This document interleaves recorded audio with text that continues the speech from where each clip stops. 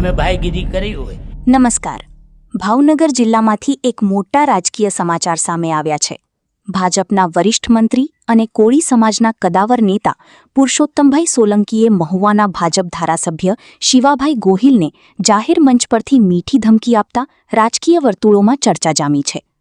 માહિતી મુજબ મહુવા તાલુકાના માળિયા ગામે યોજાયેલા સમૂહ લગ્ન સમારોહમાં ધારાસભ્ય શિવાભાઈ ગોહિલ ગેરહાજર રહેતા પુરુષોત્તમભાઈ સોલંકીએ નારાજગી વ્યક્ત કરી હતી. જાહેર મંચ પરથી તેમણે ધારાસભ્યને નુગરો કહી સંબોધન કર્યું હતું તેમજ પૈસા કમાયા ક્યાં પડ્યા છે જેવા શબ્દો સાથે ટકોર કરતા રાજકીય ગરમાવો વધી ગયો છે.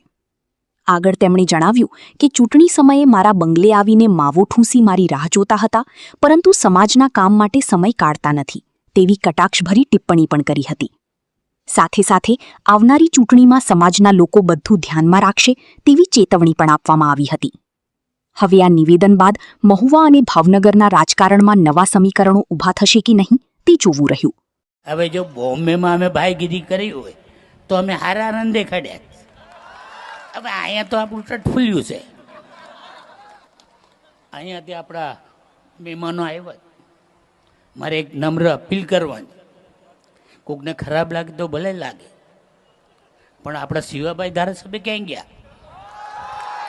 હે, આવા મોટા પ્રસંગમાં એને હાજરી તો આપો. તમને જીતાડ્યા જ કોને? સમાજે. જો તમે એને ભૂલી જાય ને તો તમારે જો નુગરો કોઈ માણા નથી. અને મને ન જ ગમતું આ બધું. તમે સમજો તો ખરા.